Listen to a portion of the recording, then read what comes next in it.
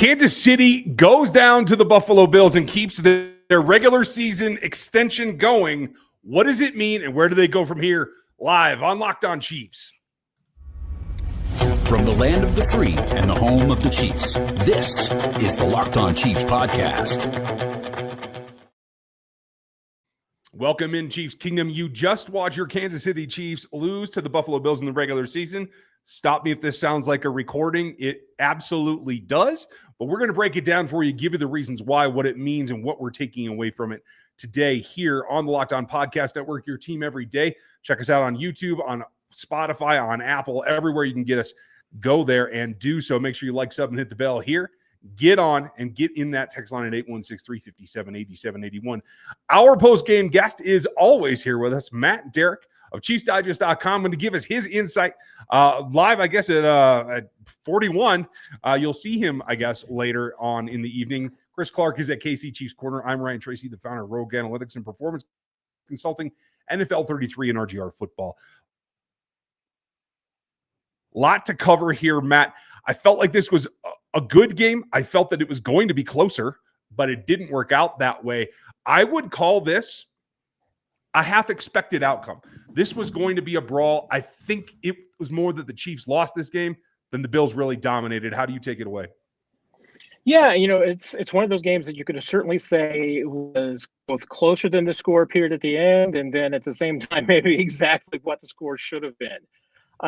Buffalo outplayed Kansas City. I mean, the majority of the game, I don't think there was any doubt about that. The handful of decisive plays in this game were all made by the Bills. Between Mahomes' interception starting off the game, Josh Allen's run at the end of the game were both huge. The Chiefs had a couple of opportunities. The big ball, deep throw to Xavier Worthy. If he's able to get a second foot down, that changes the complexion of that game. The pick play gets the Bills a touchdown was significant in that one. I mean, there's a half dozen plays in this game that if they go the other direction, one of them doesn't change the outcome. I mean, if you're the Chiefs, hey, you lose by 2 scores, you need 2 of those to go your way at least. And so it was from the big standout. That's just I don't think that this is necessarily an indictment of anything about where the Chiefs are. They're 9-1. Is this going to be frustrating for them? Disappointing? Sure, absolutely. But this team also knows they have lost the Buffalo Bills before, and when they have lost to the Bills, what happens in the postseason? Well, they win the rematch. And it. Chiefs fans are the same way. If you could only beat the Buffalo Bills once this season, you want to beat them in the postseason rather than right now. Absolutely, and that's exactly what I'm looking at this game for. I didn't think Kansas City played very well in the first half. Really didn't look great in the early second half either, but the Bills had a plan for how to stop this Chiefs offense, and the Chiefs continue to turn the ball over. Patrick's interception early, gives them a short field. They go down and score a touchdown. If that play doesn't happen, it changes how the entire game goes, because the Bills offense kind of struggled a little bit after that series as well. You look at this game, and I do think that obviously Kansas City is getting back players probably this coming week. Whether or not they get Pacheco and Aminihu back, that's going to be a question, but they will be getting players back. I think that's going to play into how things go. I never thought that they were going to go undefeated, and I agree 100% with you, Matt. If they're only going to beat the Bills once, you beat them in the postseason. Don't worry about it right now. The only thing that really hurts them is they lose the tiebreaker with the Bills if they end up with the same record at the end of the season right now. Yeah, and there's going to be other key games as far as AFC plays out. Chiefs Steelers is going to be a big one, especially because that's going to be another game on the road for the Chiefs where they're going to be in a disadvantageous position against one of the contenders. Now, that being said, who has the easier path the rest of the way? I think the Chiefs do have schedule in their favor for the most part. Buffalo's got some really tough games too. And they still need to make up that one game. So I think that the Chiefs still have advantage. I know if you look at the odds and the numbers, hey, if they won today, it would just about have clinched the number 1 seed. It wouldn't have put it away, but it would have made them 90% plus to have the number 1 seed. Now it's more of a coin toss. And I don't think that this team's, they're not scared of that. I mean, they're not scared. And like you said, Chris, I don't think that anybody should have or would have expected this team to go undefeated. So I just don't think that this loss is going to affect this team that much. I mean, is it going to give them some things to learn and grow from? Absolutely. I think the relief is probably on one of the upsides from this game is that you're not going to have any of that talk anymore. The Dolphins get to go relax, and so do the Kansas City Chiefs, because you're not pushing history in that way, which I think gives you a little bit of breathing room. We saw them kind of focus on some players and change a couple of things up that I think were probably positive steps, but they didn't completely materialize. So in terms of the focus for this team over the next couple of weeks, Matt, does this help not having this undefeated streak still going? I mean, I think it does. Certainly had they won this game, moved to 10-0, you've beaten Buffalo, you're going to be descended upon by reporters across the country coming to Kansas City and wanting to ask everybody on the Chiefs, hey, can you go undefeated? Can you go 17-0? Can you be the first team to do that? And that's not what this team's goal is. So I mean, there's an argument to be made that this team has overcome a lot of things that would have just been one more obstacle. But I think undersells it at the same time, that the pressure that comes with that and the questions that come with that. And, these guys wouldn't even go to the store without people in Kansas City asking them about going 17-0. So it consumes your life.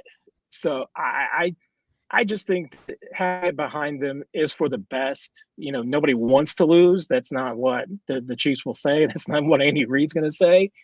But is it, from a big picture standpoint, from a mental standpoint, is it the right thing? I mean, I got anybody in that locker room is relieved, but at the same time, it's just removes a line of conversation and removes any pressure that they would be facing down the road. And that would just only snowball and accelerate the rest of the season if they remained undefeated. Yeah, I do think that it is good to get this loss out of the way now. Obviously, you don't want to get a loss to the Bills, but it is what it is at this point. You're 9-1. Now you get a chance to move on. You have a Panthers team coming up in a week, and then another game against the Raiders after that. But I think you're in a situation where you control your own destiny still. You still have a game up on everybody, so you're in a good position there. When you look at how this game played out, you cannot continue to go 3-and-out and lose the time of possession game. That is really what changed this game for me, in my opinion, because you look at how Kansas City's been winning.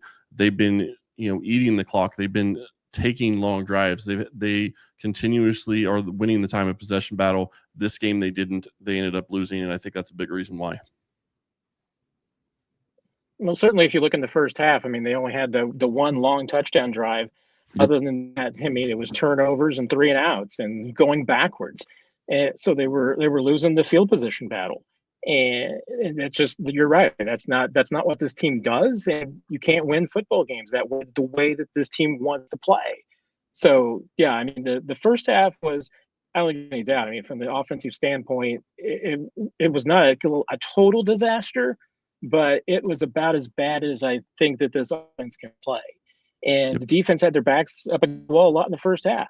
And I think they did their best, but boy, that drive was a crack. And, I know, hey, giving up more than 28 points and having that streak come to an end, I know is going to sting a little bit with this defense. But again, it's the big picture. The one thing you can't let the Buffalo Bills do is beat you twice. And that would be if then you go next week to Carolina and throw a stinker and put yourself into an upset possibility because you're still reeling from this one. That's very, very true. You got to take away what you can and move on to the next ball game. There are some lessons to be learned, things that we do need to take away. That's coming up next. Our sponsor, Hillsdale College, is offering more than 40 free, and that's right, free online courses right now, including Introduction to Free Market Economics. You can check out some history with the rise and fall of the Roman Empire, and even check out The Great American Story, A Land of Hope. All of Hillsdale's courses are self-paced, so you can start whenever you want, you can tune in whenever you want, and you can finish whenever you want. You can go deeper with readings and quizzes and discussions, or just sit back and enjoy the lectures. Go over to hillsdale.edu/lockedon to enroll. There's no cost. It's easy to get started. It's at hillsdale.edu/lockedon to register. Hillsdale.edu/lockedon. Prize Picks is the best place to get real money sports action with over 10 million members and billions of dollars in award winnings. Prize Picks has daily fantasy sports and makes it accessible to all. You just pick more or less on at least 2 players for a shot to win up to 100 times your money. Run your game all season long at Prize Picks. They make it simple, and they even invented the flex play, which means you can still cash out even if your lineup isn't perfect.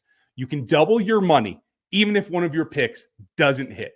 So sign up today and you can get $50 instantly when you play a $5 lineup. You don't even have to win to receive that 50 bonus. It's guaranteed. Download the Gametime app and use our code LOCKEDONNFL, and you're going to get $50 instantly after you play a $5 lineup. Super simple. Download that app, use our code LOCKEDONNFL, and get that 50 bonus for playing a $5 lineup. Super easy over at Prize Picks.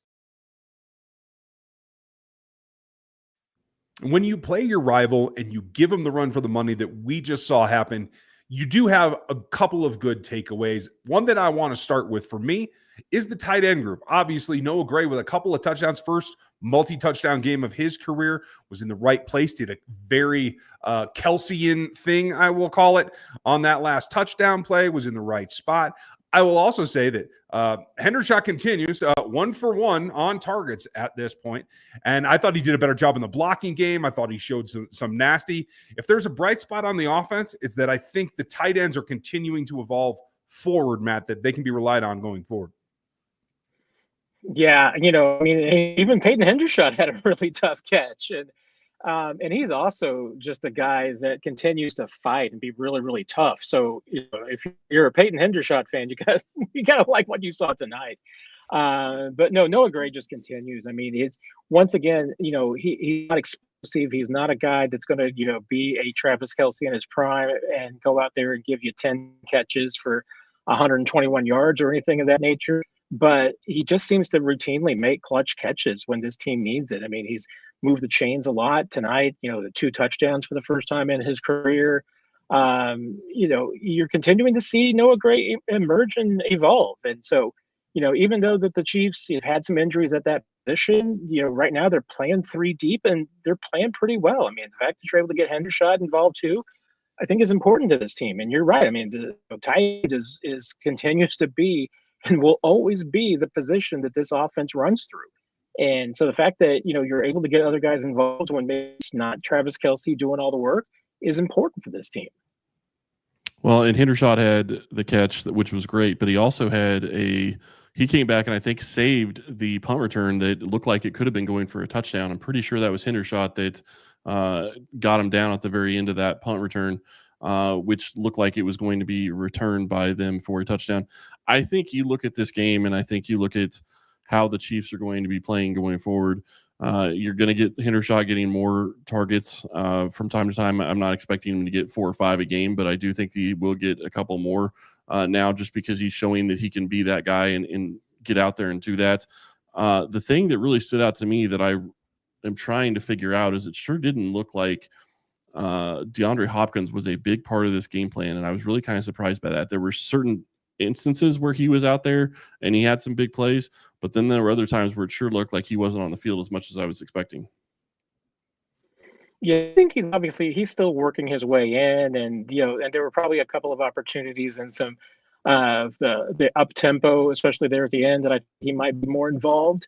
But with DeAndre, I mean, it's still an evolution, and like we've been talking about, the Chiefs, to them, it's not as important to take DeAndre Hopkins and get him on the field as much as you can, as fast as you can, especially with Juju coming back, because they're going to be playing a little bit of the same position. There's going to be some overlap. Some of the work that maybe DeAndre did the last couple of weeks might have been some snaps that Juju picked up. Once again, I mean, the Chiefs see, DeAndre Hopkins as a puzzle piece, and they just want to make sure that he fits in snug and tight come January. And if that means it's a slow and steady, kind of merging him into the offense, they're fine with that. I actually was a little bit concerned. I expected a little bit more from Juju. I felt on the play that Trey Smith was penalized for, it looked like he actually blocked the bill into him. And it looks like Juju got rolled up on, to me. I didn't see a whole lot out of him after that point in the ballgame. Do you have any concerned about it? And do you hear anything post game? Yeah, Andy Reid, when he ran off the injury report after the game, the only one he mentioned was Felix and DK Uzama hurting his hand at the end of the game, but he stayed in the contest and said there wasn't any other injuries. Certainly looked like to me that, Juju got up after that play. Didn't look like there was any ill effects. So I think that, any of his usage, it certainly looks like it was just a little bit of the Chiefs working back in and not wanting to push him too hard. Because, again, that hamstring injury, you don't want to re-aggravate it. And, as quickly as he's come back, I mean, hey, if the Chiefs wanted to be really, really conservative, they probably could have waited another week. But, Juju didn't want to. He was ready to go. So that's why he's back in there. But it doesn't, at the same time, it's not like the Chiefs want him to go back to playing 40 snaps. I mean, they want to be pretty judicious with him as his placement and what he's asked to do. Well, and I think the other thing that really stuck out to me is you look at how this game went on, and early on, it sure looked like it was going to be a Xavier Worthy day. I mean, they just continued to feed him the ball. They continued to go to Worthy, and they continued to give him chances. And then all of a sudden, it turned into not being Xavier Worthy day anymore, and they went in a different direction. I was really surprised because he had a great drive on that long drive that they had. He scored the touchdown. I think he had 50 of the yards on that specific drive. But then they didn't really go back to him other than that one throw deep down the sideline. That really kind of surprised me. I thought that he looked good for the most part, and I'm curious to see how they continue to build off that going forward. Yeah, I mean, at first look on this game, to me, a little bit of it was that, hey, at the beginning, the Chiefs did what I thought that they might do this week as far as trying to establish the Worthy and getting him back to doing some of the things that he's good at. I mean, just running the reverse off the very end at the beginning of the game. I think that was important. That's the kind of thing where you can just get the ball in his hands and get him to make some plays and start feeling good about himself. And I thought they did a really good job of just trying to target him in space and get the ball to him and let him make plays. And that worked out really well. I don't think that there was anything beyond that of just really establishing him, but obviously they wanted to take some shots deep. I mean, the one they almost hit that he just couldn't get his second foot down. You had another 40 yards. You had a 100-yard day. I mean, it really would have been an Xavier Worthy day. He's really just one play away from making it that. But, that consistency, being able to do those little things, being able to adjust your stride, make sure you get that second foot down. I mean, that is a learning process. It's different than college, obviously. You don't have to worry about that as much at that level because you just need that one foot. So he's still got some things to learn, some things to clean up.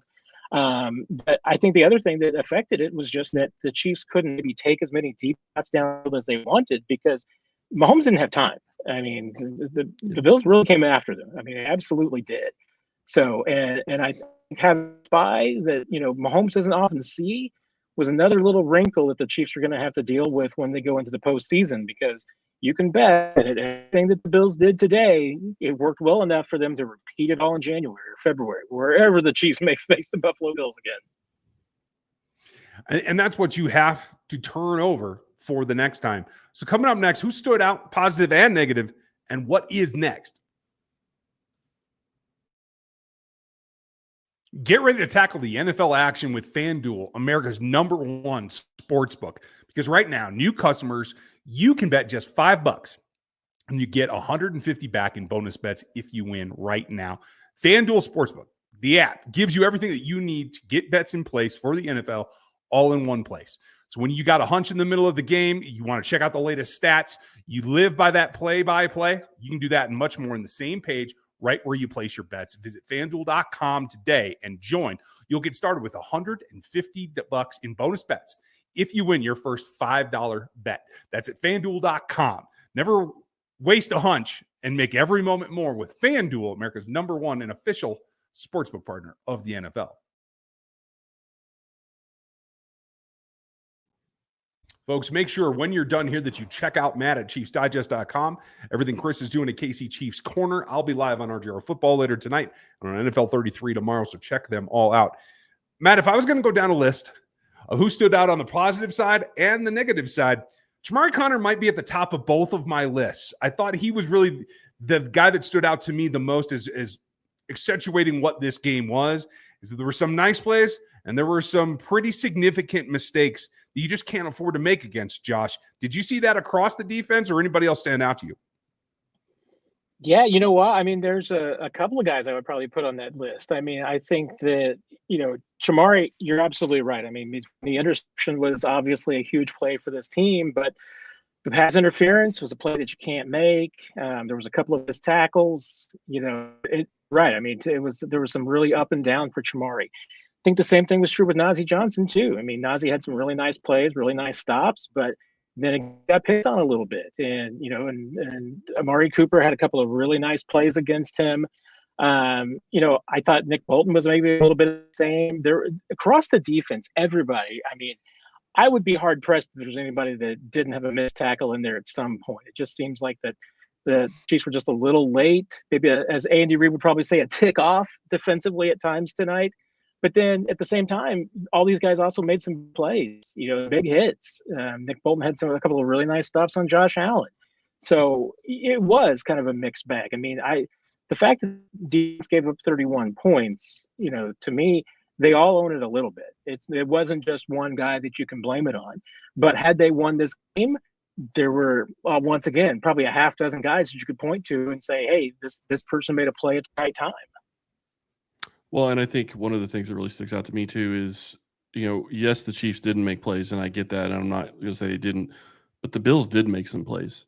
Josh Allen's throw to Amari Cooper, and I still kind of argue whether or not that was really a catch, but his throw just dropped right in the bucket where it needed to be. And it's hard to defend. It's hard to blame that on the corner at that point. That throw was basically perfectly on the sideline and exactly where you need the ball to be. And obviously that's just one play. I mean, you look at Josh's touchdown run, that's another play.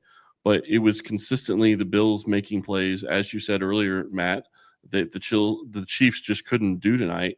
And that is what cost them the game.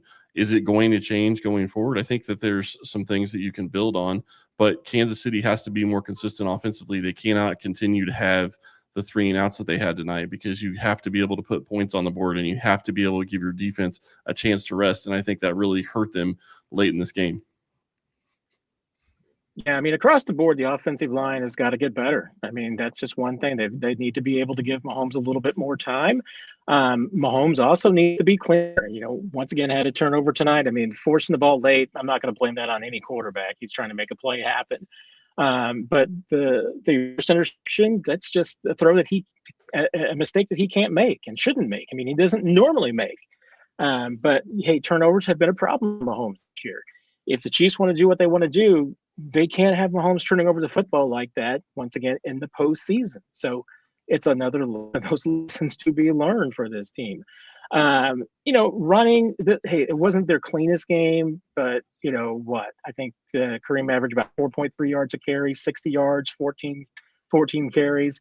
I mean, that's decent. It's not electrifying. It's not a game maker, but he obviously had a couple of big runs when they needed them. But, if the Chiefs are going to play these kind of games, they need more production there. And, and once again, I mean, it just didn't seem like that they were all on the same page. And that can happen. I mean, when you've got new guys like DeAndre and even Juju coming back from an injury, that happens. And I'm with you, Chris. I mean, I thought that throw that Josh Allen made to Amari Cooper, and Cooper catches with one hand because he was only playing with one hand tonight.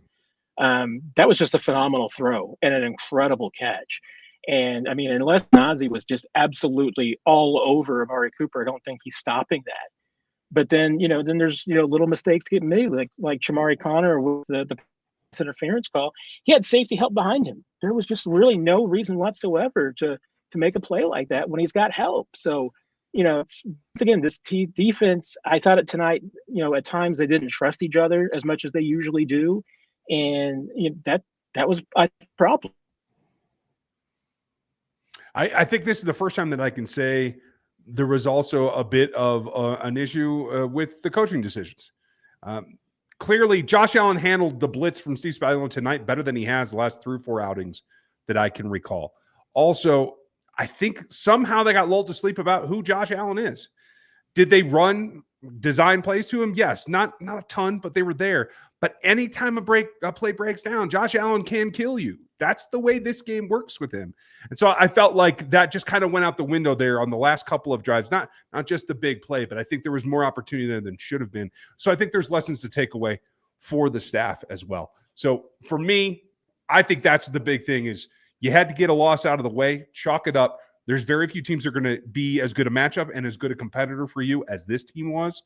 So you can keep your head high, get back to your basics, and get ready for next week. Matt, is there anyone that stood out to you in a plus or a minus that deserves a shout out? Because we're not giving game balls tonight.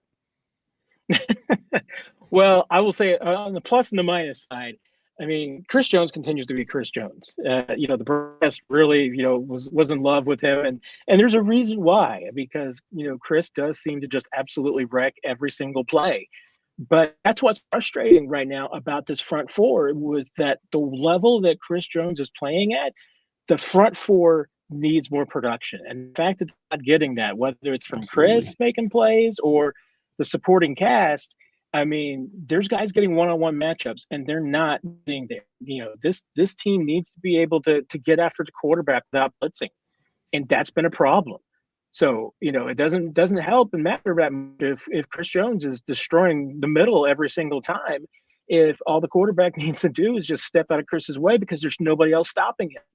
That's a problem this defense has got to figure out. The thing that really stands out to me is you make a great point, Matt, is they don't have anybody else that's really stepping up with Chris Jones. They have no pass rush. They didn't get a single sack on Josh Allen tonight. That's something that you cannot have. If you want to beat this Buffalo Bills team, you have to get pressure on them. And don't get me wrong, they got some pressure, but you have to take them to the ground. You have to get a sack. You have to give them in negative plays. That's one of the other things that this defense has been phenomenal at all season is creating negative plays. And in some instances, they did that tonight. They just didn't do it enough. Offensively, you look at it, and obviously you need to keep Mahomes upright, and you cannot continue to allow sacks. I think there was at least 2 sacks on third down, which are going to be obviously drive killers, but there was other sacks throughout the game, and you just continue to see Mahomes not trusting the pocket, and I do think that that's affecting the way he throws and the way he's trying to attack a defense. But you saw something that really stood out to me on that next to last drive that the Chiefs had. Mahomes basically just completely went into a different gear. Like the entire game before that, he's doing dink and dunk. But then you get into that one situation where they go down in the fourth quarter and they score a touchdown. And he is a different QB. He is decisive. He is throwing the ball quickly. He's getting it out where it needs to go. And if he played that way the entire game, it's probably a little bit of a different game. I'm not putting it all on him. I understand there's reasons why that happens, but it does show you he still has that ability to take over, and he did that specifically on that drive. It just didn't work out on the other one because obviously you had penalties that cost them at times as well. And in the end, Kansas City is still in a situation where they control their own destiny, and that's the thing that matters the most. I mean, they get a Panthers team this coming week, and then the Raiders right after that, and then they get a little bit of a small bye of sorts. So I think that'll help a little bit. And there's one thing I really kind of want to add from a just, lessons learned and where does this team go from here. The one thing that Andy Reid and Steve Spagnuolo are so good at is that it's not necessarily, learning what worked and doing that again. It's learning what doesn't work and throwing it out and making sure that you don't repeat those mistakes and that you don't do the same thing wrong a second time. I mean, that's why I think there's a reason why you could say that the going forward to the fourth and 2 at Josh Allen's touchdown run was a bad thing for the Bills, because you know what, in that same situation the next time, Josh Allen's not going to see the same thing. I mean, Steve Spagnuolo is going to know, hey, we're gonna have a spy out there. We're going to play it completely differently. So, hey, the next time that happens, Josh Allen's going to have a completely different look. And that's where I think that, hey, the coaching difference can make a big difference in this game. And that's why I think that Andy Reid usually has the advantage in rematches and situations like this, because he is so good at walking away from what doesn't work and trying something new and trying to see what the answer to the riddle is. Whereas other teams, Buffalo is going to look at this game, they're going to see what worked, and they're just going to double down on it. And the Chiefs are going to be ready for it next time. I have to say really quick. I was just going to say Caliendo getting a catch was not something that I had on my bingo card for this game. I just have to throw that out there. We cannot not touch on that. That's a great one. So he's the lone positive standout we'll do. We're not doing a game ball, but hey, Caliendo, well done, buddy. Folks, we're going to break this game all the way down starting tomorrow. Matt will be back with us on Wednesday, and we will be getting ready for the next week. There'll be a lot that goes from this game to the next one. We will see this team again. Be ready for it. Thanks for being with us tonight, Matt. Thanks for carving out your time in your Chubby Checker-themed studio room. Appreciate your time. Always, guys. Take care, my friends. Have a great night, everybody. We'll talk to you tomorrow.